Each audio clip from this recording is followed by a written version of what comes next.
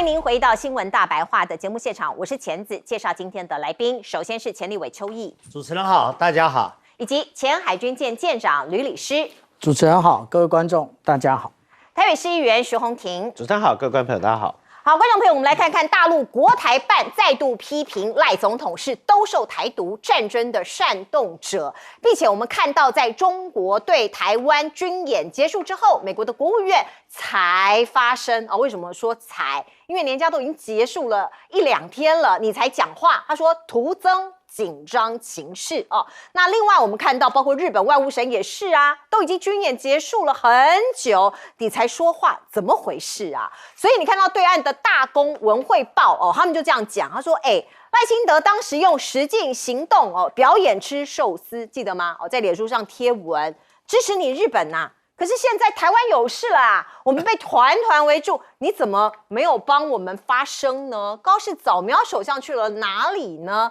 我们先来看看呢，国军啊，这个所谓的这个对岸在我们台湾把我们围台军演的之前我们看到对岸其实他发布了一个讯息，说解放军有夺岛利器，就是这一架无人机。而且它是6吨重的旋转旋翼倾转旋翼的无人机它叫做蓝影 R6000说是这个它可以大规模的运送大量的物资，因为它载重力很大最大的商载是2000公斤所以它的这个目标是什么？实现对偏远岛屿的快速补给、突击登陆还有侦察。这是对我们台湾这个对着我们来的吗？它的每小时的速度是传统直升机的2倍，半个小时左右就可以把物资及时的同送到战场上。所以中国大陆是在对台湾练兵吗？把你围起来，然后再把他们的各式的武器拿出来演练一番吗？我们看到呢，《中国时报》这一篇说他在测新招，所以这一次的围台军演，我们看到呢，他高调的动用无人机、战机、军舰、远程火力那他在测试如何使用，注意了，廉价到足以大量使用的火箭弹来削弱台湾的防空系统。我们真的要小心你说台湾之盾美国给我们这些爱国者飞弹卖给我们的那个是很贵的东西所以接种就讲了，这个拦截非常不经济，太贵啦，太贵了，成本差距实在太大了。和解放军拥有的火箭炮数量相比，台湾到底有多少飞弹？他来一个火箭弹这么便宜，我们要升空用我们的爱国者飞弹去拦截它吗？这个是我们现在要想一想的我们所谓的不对称的作战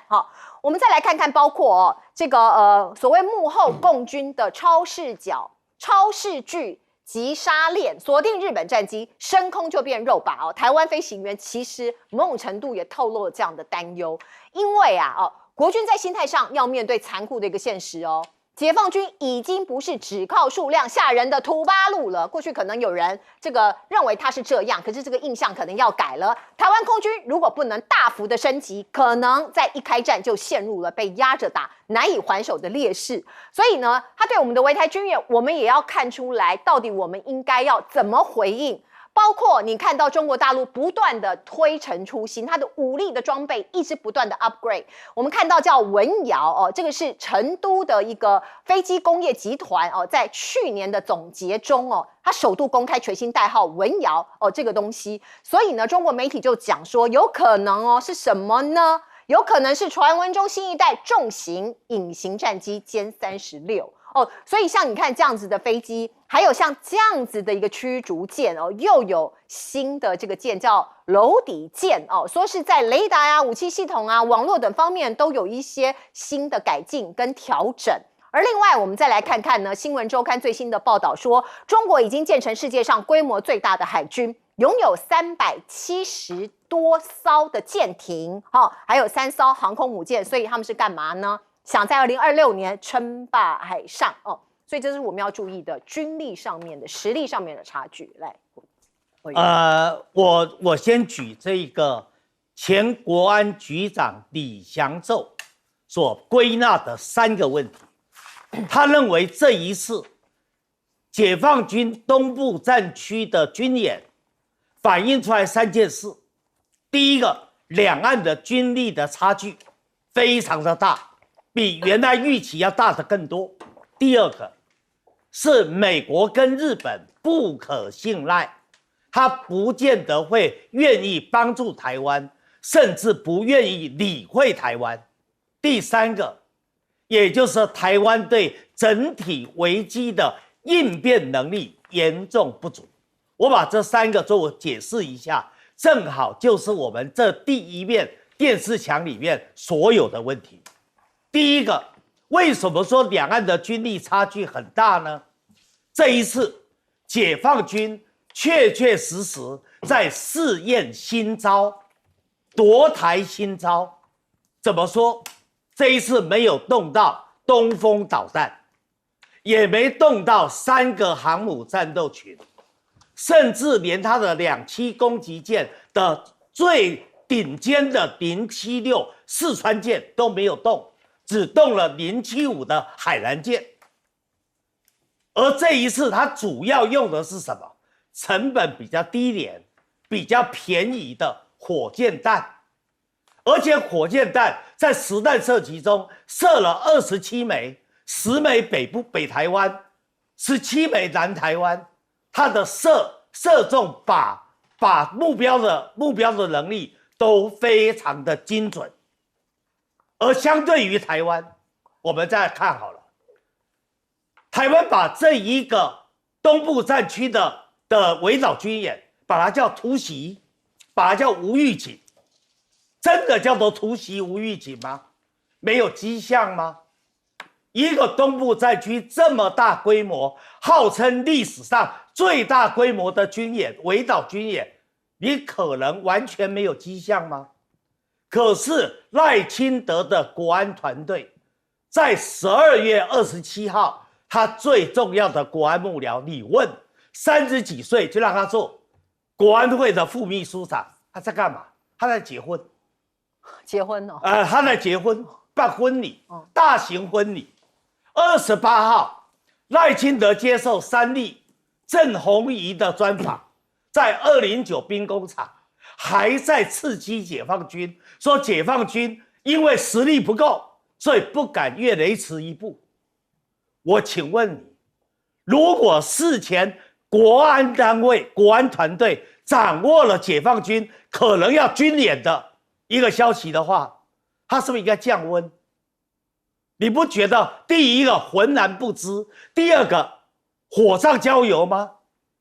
所以29号不负责任的讲，这个叫突袭，这个叫无预警，我必须用另外2个字形容，叫无能。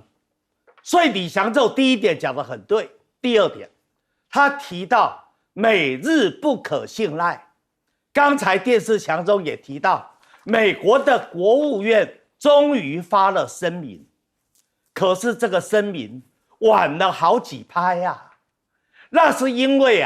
台湾拜托日本、澳大利亚跟欧洲的英国跟德国先发言了，所以当台湾去感谢这些国家的时候，没有提到美国。再加上川普跟着以色列的总理纳塔尼亚胡在佛罗里达州联合记者会的时候，记者问到川普对于这一次围岛军演的看法，川普表现的云淡风轻好像不干美国的事情，他觉得不要担心他认为他跟习近平关系良好，他现在头脑想到的根本就不是台湾的问题，他想到的是今年的4月，他怎么能够风光的到中国大陆访问，带回来大批订单，来有利于他的政绩，有利于他在今年的11月的中期选举的结果吧。好，那日本呢？日本高市不是吹牛吗？说台湾有事就是日本的存亡危机事态，所以要动用自卫队集体自卫权。结果呢，高市在搬家，在照顾她的老公的身体，她根本也是事后放个马后炮。所以美国跟日本不可信赖。第三个就是李祥宙特别强调的，台湾的应变能力有问题台湾难道没有预测到2022年裴洛西访台湾以后就已经过海峡中线？赖清德2024年上台的时候就已经过24海里的毗邻区域，然后这一次几乎是全部5个演训点都已经过了12海里，甚至进入了6海里的内水阶段。你台湾有应变吗？连无人机或者歼20有没有过恒春半岛都搞不清楚，应变能力严重缺乏。是，我觉得事后我们台湾其实没有什么自省，也没有检讨的地方。我至少在官方或军方或者是媒体上很少看到。来，舰长，这没办法检讨啊，因为检讨的结果太伤人。那我们这样讲啊，如果说我们看前2年，解放军他在西部战区联合了这个无人机以及 PCH-191的相关影片的话，我们就知道，其实这一次除了练之外，更多的是威慑，也就是告诉台湾未来的战争样态就是如此。我们看到，这是29号一早的这一个 Fly Radar 24，我们就可以很清楚的看到有无人机存在。然后另外呢，第一时间他们也派了这一个运8反潜机，然后在我们台湾的反潜第6区附近，然后进行征收。为什么？因为反潜第6区它的水下就是高屏峡谷，那高屏峡谷其实也就是潜舰最容易可以埋伏的地方啊，他们立刻就做这个动作。然后这个101的照片啊，大家有各方说法。其实这件事情，我第一时间在有台的节目就提到说，这个其实不是让我们知道他的无人机有多厉害，他这是告诉我们台湾的高层，他们准备的是斩首战。那这件事情呢，我当初讲，那当然有很多人不相信啊。可是我们来看啊，很快的，30号的时候，这一个中国军网他就直接提出斩首那个演习对于台独分裂分子，那实际上要产生威慑的效果。那我为什么这么确定他们已经是合练完成的嘞？我们如果看这一次东部战区释出的影片大家就这样子一瞬间就看过去了。可是我们可以知道，这个就是无人机来做目标获得，然后指定给PCH-191这个远程相式火箭弹进行打击那只有这样而已吗？那这到底是哪一款的无人机呢？那其实我们从这个一瞬间的这一个光线我们就可以看得出来，第一个它的翼尖没有小翼，那第二个呢，它的尾部的垂直尾翼是呈 V 字形的，也就是如果我们来看尾部 V 字形的只有彩虹9跟无针10，可是呢，彩虹9它的翼端有小翼，无针10没有，所以其实它的这个样态非常的多元。已经除了我们看到的双尾蝎之外，其实它的所有的这一个无人机都可以进行所谓的 A 射 B 导的动作。那有关于 PCH-191很多的这些专家学者讲说其实这个就是下士对上士。那我们现在这样子讲，反应会不会有点慢？为什么这么说？其实我在2年前的节目也就提到了，这什么年代了，还在搞无限高？这个无限高到底是什么状态？无限高也就是我们去年在台北航太展这边中间觉得我们很骄傲的这一个强攻4，问题就来了。这一次的这个演习，人家根本没有动用弹道飞弹，为什么？因为人家已经确定现在要用 PCH-191来对应台湾，甚至刚刚公布的2025的这个中国军力报告，它里面还特别标注了这个我们看到这个蓝色的 PCH-191，它为什么这样标注？也就是给台湾提个醒啊。那至于说我们看到这一个有关于这个轻转旋翼机的部分轻转旋翼机其实大陆研发的这一款比我们看到的鱼鹰机还要来得先进。为什么？因为鱼鹰机它是整个引擎这样子转过来，可是我们来看到这一个蓝影R6000，它其实没有。为什么？因为这样会排气整个往下吹。如果陆战队员他要下降的时候，他直接吸着废气，而且是高温的废气。所以解放军不断的提升他的军力，而且做了非常多的改进。这个台湾必须要面对。是，来洪庭。我觉得刚刚建长提的这个部分，就是我们一直比较忧心的哦。就是其实你可以看从这一次的这个演习来看哦，首先它的名称跟过去都不一样，以前叫联合利剑，那这一次叫做所谓的这个正义行动这个部分哦。那国外很多的媒体就把它解释成，就是说，因为如果采取正义这样子的一个言论，那有一种国际法上面的这样的一个叙事，所以国外特别提到，就是说北京定调未来的军事演习是特别军事行动。当我们听到特别军事行动的时候，是不是有一点耳熟？对啊，这就是俄罗斯对付乌克兰所谓的这些灰色地带的这样的一个模式。所以他们认为说，这在政治上有一个非常强大的讯号，就是他正式的要往更深一层的深水区行动。那这是第一个。那第二个部分就是，大家其实一直很纳闷，就是奇怪为什么我们急着要去买海马斯？其实我们买海马斯就跟这一次我们要去面对中共的这个所谓的这个 PHL-191的这个火箭弹是最大的原因，因为火箭弹的成本太低了，大概是5000到1万美金之间。那一颗巡弋飞弹，或者是亚音速的，或者是这个极音速的飞弹，那它的这个成本都超级高。那我们爱国者飞弹不可能去拦火箭弹，因为火箭弹基本上这完全不符合成本。那这就是过去我们在以色列跟哈马斯里面所看到的，以色列的铁穹。那他为什么在拦的时候还是有落差？因为哈马斯不是一个有饱和火箭弹射击能力的人，所以以色列愿意用所谓的不对称的这样子的一个动作去跟他做拦截。可是以色列最后是不是也出现缺弹的这样的一个情况？那我们现在的问题就在于，就是说我们的爱国者跟我们的所谓中高低空的防御，不可能用这样的一个部分去做不对称的这样的方法，所以海马斯代表的是叫源头打击，也就是当所谓的火箭弹射过来的时候，我们要去把它的阵地摧毁，我们是要去做这样的一个事情。可是这同时也告诉我们一件事，就是那我们受到饱和式的火箭弹轰炸的这样子的一个可能性会提高，这是第一个。所以刚才邱玉伟提到了李长宙这个前局长所提到的这个部分哦，他一直在讲，就是说他用的词比较委婉啊，他讲说日本的矛盾跟台湾的适应。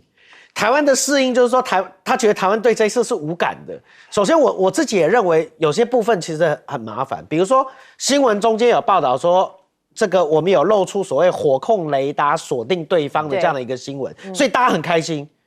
很多人听到很开心，但我听到我是感觉到很紧张的。为什么？我们为什么要用火控雷达去锁别人？只有一个可能，他进领海了。他进领海，我们才能够做这样的事情啊。所以我们才能够船舰锁船舰嘛。对，因为他已经进来了，所以我们这一次在这个演习里面，我们没有看到相对应，就是到底有多少船进来到多近的这样的一个距离，而且他们做了多少事情或滞留多久的时间。这些部分其实才是真正要研究的部分。那另外就是他所谓的配合无人机跟其他的部分，再配合所谓为什么小连长会做出斩首的这样的一个部分，其实这跟我们一开始总统府的共谍案是有关的。是，总统府的共谍案其实就是在锁定这些高官的 location， 所以你可以看得到，他整个的军演的文攻武吓，其实是一步一步告诉你说，我可以做什么，我可以做什么，我可以做什么。但可惜的是，看得懂的人会怕。那就回到我们一直在讲，松林康博就讲，你会怕这件事情就不会发生，你不害怕这件事情就一定会发生。可是我们大部分的人是不害怕，所以我希望我们的政府真的能够把相关的这些部分都讲出来，或者是我也呼吁民众，其实现在的 AI 都可以去查国际智库对我们这次军演的分析，大家可以多看一些这样的资料。我希望越多人紧张，我们越有可能去做相对应的这个安全跟准备了。对，没有错。我看到的讯息是在鹅銮鼻这边，9海里已经进来到9海里这么近了，所以如果不紧张的话，我都不知道我们是温水煮青蛙嘛。那另外我们再来看看高市早苗，日本是过这个阳历的新年嘛。那这个他在新年感言中讲了很多，可是他没有讲到日本跟中国大陆的首脑会谈这可能就是一个 sign。我们先来看看日本最近有很多问题，那当然包括通缩突然转向、国民所得的物价上涨的问题，还有战后最为严峻而复杂的安全保障环境，这是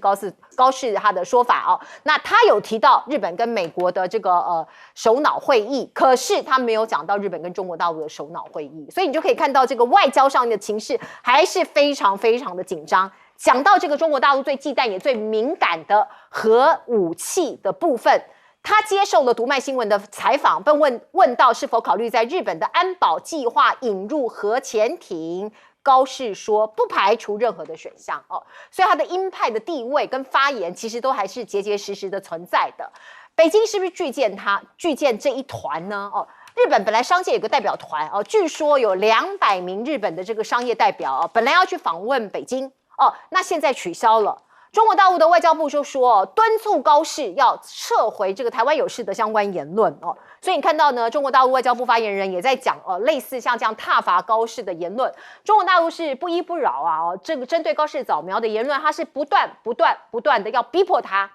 所谓的撤回哦。那目前这个高市是没有撤回。那日本国内的问题大家都知道，经济还是经济哦，日元贬值，食品的价格现在暴涨。一般的小家庭哦，一般的老百姓过得很苦啊哦，包括你看到日本经济新闻报道哦，这个食品在日本家庭消费支出所占的比例的斯格尔系数哦，已经我们看到去年7月到9月已经到了29.4%，将近30%哦，这是单季的最高水准哦，所以你可以看到大家日子都过得非常的紧绷。那现在呢，中国大陆还有一招拉南韩打日本。他刻意不理高市早苗，然后习近平即将在北京见李在明，而且是选在李在明要去访问高市、访问日本之前所以你看到路透社就讲了，北京他要加速拉拢南韩，这是他的外交上面的一个策略。而另外我们看到呢，南韩跟中国大陆之间还是有矛盾存在的。包括什么呢？核潜艇这些议题很棘手啊包括虽然我们看到李在明很想跟中国大陆把这个贸易方方面的关系给建立起来，可是中国大陆在黄海设置构造物，南韩打算引进核潜艇，这个都是双方非常忌惮的问题所以未来的谈判啦这些都还不能太乐观。另外我们知道呢，这个中国大陆呢现在在抵制到日本的旅游，那陆客这么庞大的这些人要去哪儿玩呢？不怕没有地方去，你看到土耳其在招手了包括南韩免签、俄罗斯免签，这是对中国大陆免签的部分所以呢，我们看到这个中国大陆飞往土耳其伊斯坦堡的这个搜寻量现在增加了，因为免签嘛旅游胜地这个安塔利亚也涨了1.3倍所以可以想见的这个东西旅游上面的快速的转换已经正在发生中。而另外我们看到俄罗斯在俄乌战争之后跟中国大陆的商界的关系越来越紧密甚至你可以看到呢，今年中俄贸易将会增长超过8%这是中国跟俄罗斯的贸易商他们的会长估算出来的一个数字。来请教委员。高市早苗如果看到了、听到了刚才前子的前半段话，他一定非常的生气，因为前子真的是哪壶不开提哪壶。为什么高市在新年感言里面不去谈中日的关系？因为他想到中日的关系，他就一定在万谈嘛。因为在石破茂的时期，中日韩之间谈定了要推动中日韩自贸协定往前推动，而且也定下了中日韩在今年要进行峰会。可是现在看到1月4号，李在明就风光的到大陆做国事访问，然后他带着韩国财团的4大天王一个大团一起到大陆去了。可是呢，日本的代表团却因为没有办法得到官方的会面，最后只好延后，无限期的延后。再加上中日关系掉进了低谷，这对于高市来说都是他在整个施政上的一大的难点。再加上这一次李在明到大陆不是只到北京，他还到上海，他有2个行程对高市来讲，对日本来讲一定心有戚戚焉。第一个行程，他准备要迎回当年在哈尔滨车站刺杀伊藤博文的那一位朝鲜烈士，叫做安重根，要把他的遗骨把他移回韩国。第二个，他准备到上海去参观当时韩国抗日的先烈金九，当时在上海成立的临时政府正好100年。这2件事情其实都是针对了日韩之间、中日之间的历史的问题嘛。所以高适一想到中日的首脑的峰会，他就觉得他已经被丢掉了。再加上他北边的俄罗斯现在不但接力东部战区，紧接着军演，而且俄罗斯宣布了要开放远东地区跟中国大陆合作，他笃定也冲击到日本的整个经济的发展呐。再加上朝鲜在旁边侧翼，他也在发射他的这个弹道导弹，而且呢，朝鲜的核潜艇也正式下水了。金正恩还带着他最宠爱的女儿金祖爱去看这个核潜艇。对于高适来讲，日盼夜盼就是希望能够修改无核3原则，能不能让日本也拥有核潜艇？而韩国已经得到美国的答应了，而朝鲜也有了，那你现在只有日本一个单飞，他陷入了一个四面楚歌的情境。好，第二个让高适最烦恼的就是经济的问题嘛。刚才钳子也点到了，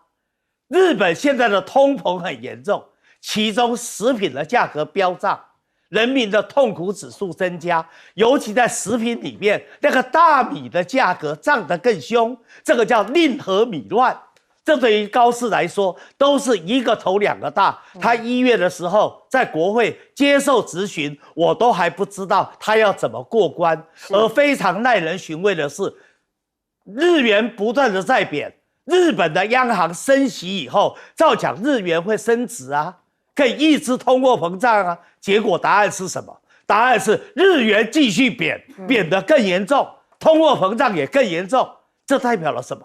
这代表了大家对日本的经济没有信心，日本的经济遇到了空前的难关，不是以前的安倍经济学可以解决的。安倍经济学是通货紧缩时候的办法，高适现在面临的不是通货紧缩，而是通货膨胀。是这个委员他是经济的专家，的确现在日本的问题非常的棘手。来，请教宏庭。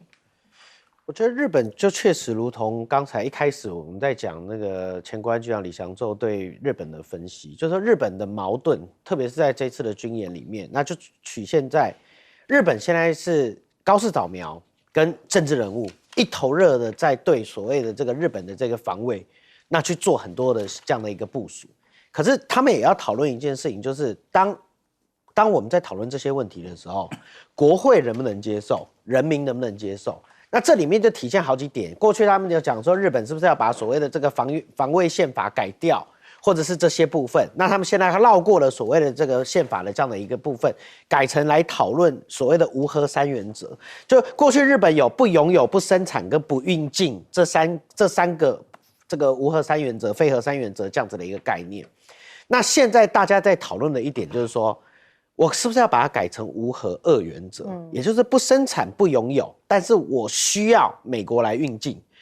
不管是我来帮忙协助制造所谓的这个核潜艇，或者是拥有所谓核子武器的这些军事力量能够部署进来。那最大的原因在于，就是日本现在整个军方认为，就是说我现在的核威慑能力是降低的。那我在这样的一个问题上面，我没有办法来吓阻这个中共去做所谓的这些扩张式的这样的一个行为。那现在，那这个问题其实非常非常的敏感，因为坦白讲，这个问题会造成所谓的这个更深一个层次的这样子的一个冲突。那这个在日本现在看起来，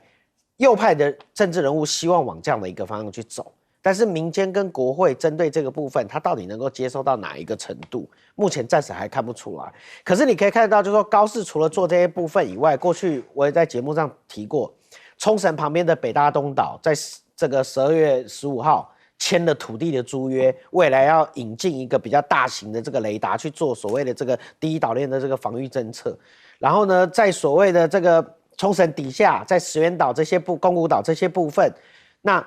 11月23号，日本再次的宣布，就是说我要布置一个所谓的50公里射程的这样的一个岸置飞弹。所以你可以看得到，就是说他想要把所谓的第一岛链导弹化这一件事情，那是他目前的这样的一个目标。可是如果我把它导弹化了，然后我再把非核3原则改成2原则，然后我甚至在很多这个未来跟所谓的有可能遇到的这个问题上面，我甚至修了所谓的这个宪法第5条的时候，那你难免会引起周边国家，就是说你现在是不是在搞所谓的帝国主义跟军国主义复辟？所以我必须强调一点，就是说，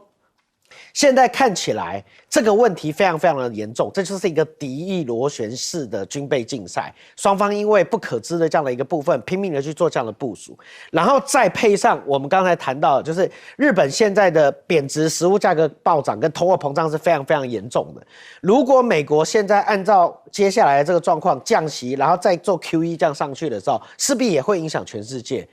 那我必须坦白讲，那真的跟所谓的希特勒当初2次大战前的那个状况是一模一样的。真的，就军国主义复辟，经济崩溃，然后人民开始往所谓的这个极端方向去走，所以2026现在看起来是一步一步的往比较不好的这样的一个方向去走，这几个都是信号，大家可能都要去做观察。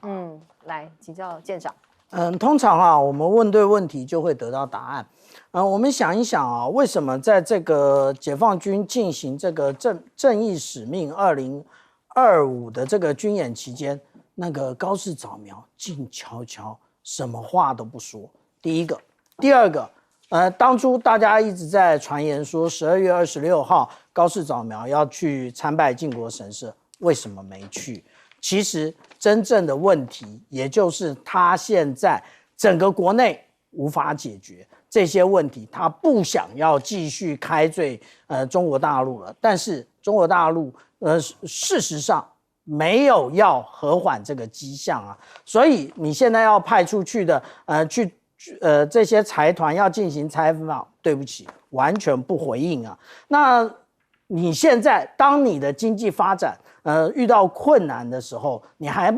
能不能继续的支持你的这一些装备不断的，就是武器装备不断的提升，这就是一个问题了。其实我们应该觉得台湾应该觉得很扼腕，为什么？在1991年那个时候我官校毕业，我到韩国的时候，韩国的军官看到我们的那个53系统的杨字号的时候，他跟我们比个赞。为什么？因为他们那个时候的也就是从美国接回来的这一些驱逐舰，他们都完全的没有进行加改装。可是为什么台湾要觉得遗憾？我们现在看到啊，最上面这个张宝高级，它虽然呢只有1285吨的这个潜舰，它已经服役了34年，在今年的11月19号，它已经除役了。除役之后，它要提供给波兰。我们觉得很奇怪，他为什么要提供给波兰呢？因为波兰要大量的购买潜舰，这个时候正是韩国要做开始要真正的进行这一个潜舰输往波兰的动作，所以我淘汰的潜舰先给你用。那为什么韩国这么需要潜舰呢？其实韩国早就已经有核动力潜舰的一个构型了，这个是之前就有的图啊，这个不是当川普总统同意了李在明之后才出现的这一张图。他们原来的鞍山岛级原来就要做成核动力的，只是他们有这个技术啊。那他们为什么有这个问题呢？那而且其实他们有很多问题没想懂啊。第一个，我们这样讲啊，因为韩国真正面对的是日本海的问题。那有关于那个黄海的深度啊，比台湾海峡还要浅，用潜舰其实非常的不适合。但是我们讲到说有关于日本海，它有2000公尺深啊，那2000公尺深，再加上它的海流的问题，其实对于这个反潜是一个非常大的困难，所以他要这样做啊。那大家都想要核潜舰，其实核潜舰是个迷思啊。为什么？因为核潜舰它其实必须要搭载弹道飞弹，它才有那个价值，不然它一点这个价值都没有。之前美国的这个海军战争学院的教授就在讲，其实美国海军需要的是游戏规则改变者，他讲的是柴电潜舰啊。为什么是如此？因为其实核动力潜舰非常贵，而且它的噪音远比柴电潜艇来的大。大家以为买了这个核动力潜舰就是先进，其实恰恰好不是如此，所以这是一种迷思哦，对，需要去打破。那我们来看看呢，中国大陆继这个所谓的稀土之后，再度出手管制白银出口哦。这个白银出口呢，一般认为它是冲击美国国防的供应链，因为它跟稀土一样哦，这个贵金属其实在国防上面的武器制造哦，它有一定的这个程度的重要性哦。所以你看到呢，2026年中国大陆公布了哦。即将新上路的规定，除了管制白银之外，也包含钨跟锑哦，像这样子的一个金属的出口。那另外，我们再来看看，包括中国大陆的商务部部长他怎么说呢？在谈到出口管制这一趴哦，他有讲到要装纱窗防蚊虫哦，这个比喻其实蛮妙的。他说，我们敞开大门，让新鲜的空气进来的同时，也要装好纱窗，防范随之而来的蚊虫哦，所以你看到美中的这个对抗哦，既竞争又对抗哦，或者是竞合的关系，其实会一直不断的在2026年会一直出现。而另外我们看到川普的这个禁令哦，现在遭到一个非洲国家以牙还牙哦。这个是来自于非洲西部国家马利还有布吉纳法索，他们就宣布说，那我对美国你们公民，我全面停止拨发这个签证，而且禁止你们入境哦。那当然我们知道呢，这个川普对于移民上面的那个措施非常的严厉，而另外美元去美元化现在再下一城，尚比亚它正式接受中国人民币缴税哦。我们看到这是非洲的第2大铜的生产国尚比亚哦，它现在可以接受人民币来付哦，所以它的这个使用费还有税款，那这也是尚比亚成为非洲第一个接受以人民币缴纳矿业税的国家。而另外我们看到呢，美国的这个贸易战争发生之后，中国大陆就在移转它的出口目的国，包括你看到“一带一路”的伙伴国，现在是中国大陆在去年出口占了45%，出口顺差成为关税战下的新金主，而反观美国同期只有24%，所以中国大陆2025上半年对“一带一路”的投资，我们可以看到已经创下12年来的新高，达到1240亿美元哦。其中天然的资源合作是重中之重。那我们再来看看这个讯息，这是非洲国家阿尔及利亚哦，它的西部矿业铁路哦，也是非洲第一条的重型沙漠铁路，它的全线铺设已经在礼拜2完成了。透过我们画面你可以看到，它全长是575公里，是一带一路倡议的旗舰项目。这个工程非常的艰巨，因为你看到这个画面都是在沙漠里头建设的哦，所以你看到中国大陆的中国铁建哦。他在这个调整了他的所谓的一个工作的一些方针，因为包括这个沙漠的气候非常的恶劣哦，你很多的建材，你用很多的工法，可能都不能像是在正常的一个土地上、正常的一个气候上面一模一样。而另外，我们再来看看川普的关税哦，现在是不是做了很重大的调整？包括他之前讲了说我要对你意大利面这个来做一个调整课税超过92%。那可是意大利外交部礼拜4就宣布说，美国要大幅的下降税率像是我们看到的这个 Molisana 像这个是在美国很受欢迎的意大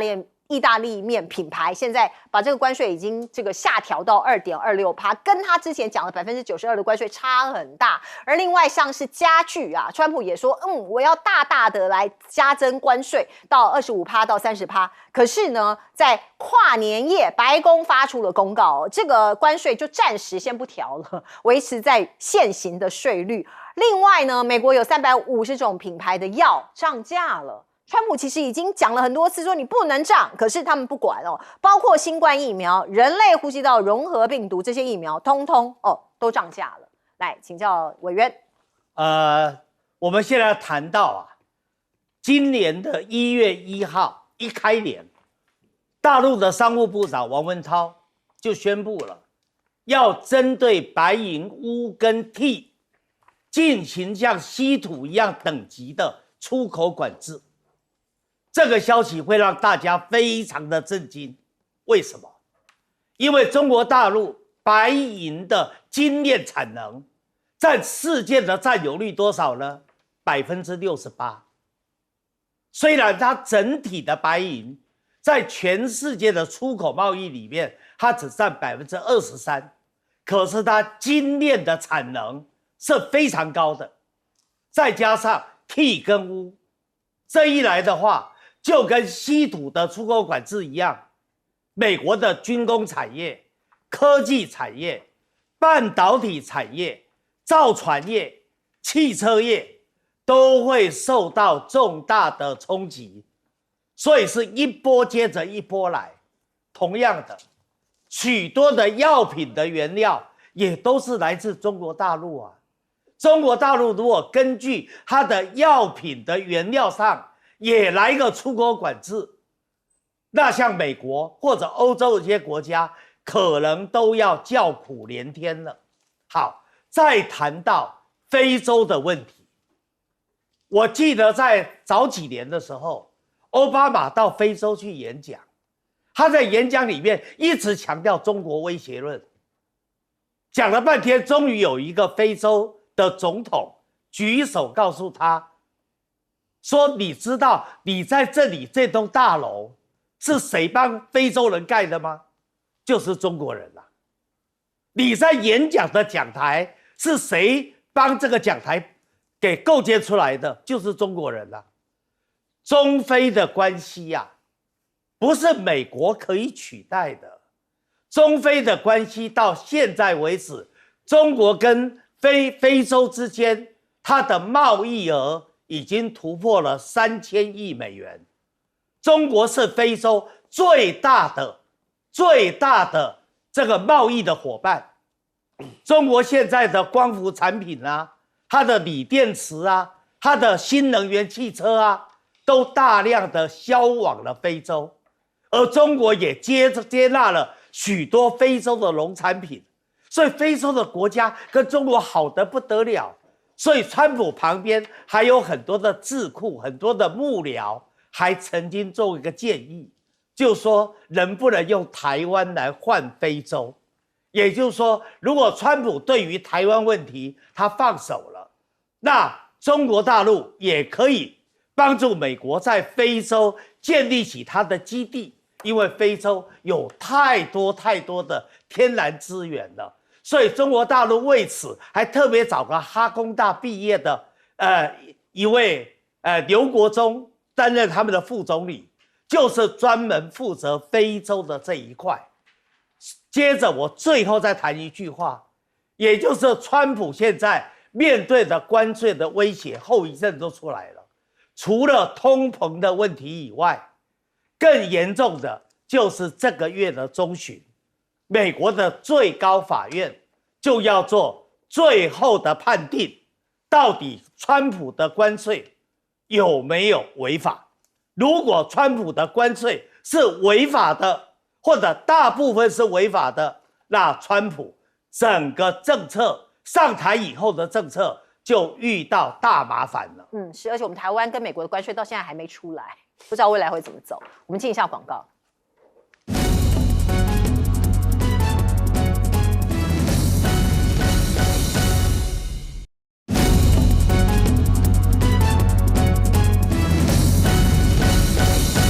请教洪庭来分析美中的关税大战。我觉得过去我们一直在讲，就是美中大战对美国来讲它是发动方，对中国来讲它是承受方。所以过去大家一直在讲，我最常讲就是说，这个关税战打下去其实是没有赢家的一场，而且特别是中国它没有办法赢，它也不想赢，因为如果整个消费降下去来讲，对它来讲也不好。但是你现在可以看得到，就是说我觉得在这场关税里面，你现在看到当中国出手白银的时候，我个人是更紧张一些的。就是说，这表示什么？这过去美国最喜欢用所谓的这个管制的方式，然后来去对他的这样子的一些想要管制的这个对象去做手段。我觉得中国大陆现在用相对的这样的一个模式，就是说，好，你用管制，那我也用管制。可是他选择的部分，现在先选白银。刚才委员讲得非常清楚，因为白银在全世界，中国大陆的产量大概占接近20%，但精炼的部分占60%到70%，所以这是一个广泛式的这样子的一个限制。但是说老实话，中国大陆做这些事情对他自己其实也是重伤，这是一个七伤拳。所以当他是白银的时候，我觉得大家还觉得稍微安全一点。那他如果进到钨跟锑的时候，某种程度上是对军工产业去做一些限制。那如果去做到所谓的像这里面还有其他的部分那钨跟锑它的产量也是大概都占全世界的60%左右。里面比较特别的是镓，镓这个金属，中国大陆的出口的比例是98%。那镓这件事情，如果它真的动上去的话，对它自己的影响也非常非常的大。那最可怕的是镁。因为镁这个原料90%的产量都在中国的陕西省，然后呢，欧盟95%的镁的进口全部都是跟中国大陆去做。他如果做到这件事情，就等于有点类似是毁灭式的升级。所以我可以解读就是说，目前做这件事情，一方面是告诉你说，不要以为管制只有你在做，我也可以。那我要打这个七伤拳，让大家一起倒大镁。但如果美国用极限施压的方式一起去做这样的一个模式的时候，那第一，经济上面的衰退就会马上就迎面而来，而衰退影响到了这个问题会更大。所以对于中国大陆来讲，他打白银是第一张牌，那看打到哪里，川普愿意停。但如果没有停下来，我刚才讲的那个顺序，我觉得大家也可以记得。对我自己来讲，这就是我的危险系数表。当进行到其他的金属类的时候，那大家就可能要非常小心了。好，我们进一下广告。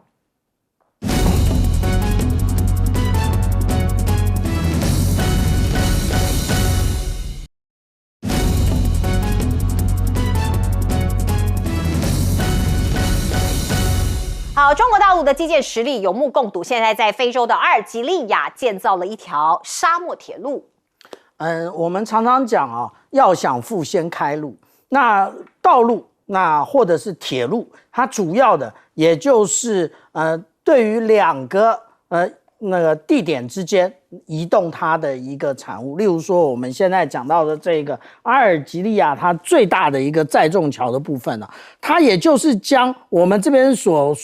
看到的这个加拉杰比莱特的这一个，是目前全世界未开采最大的铁矿矿区。那它要将这个铁，为什么它一直都没有开采？因为它没有铁路啊。它也那个用公路其实非常的不经济，那它要用铁路运到最后才能够出地中海。这就是我们所看到的中国大陆，其实它用什么方法？它用架桥的方法。因为如果说在沙漠里头，你直接铺在